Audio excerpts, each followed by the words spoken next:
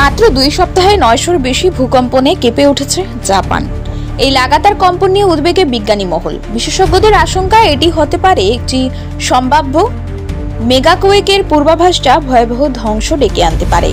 Japan, যেটি বিশ্বের অন্যতম ভূমিকম্প প্রবণ দেশ, সেখানে এমন ঘন ঘন কম্পন টেকটনিক প্লেটে প্রচন্ড চাপের ইঙ্গিত দিচ্ছে বলে মনে করছেন ভূবিজ্ঞানীরা।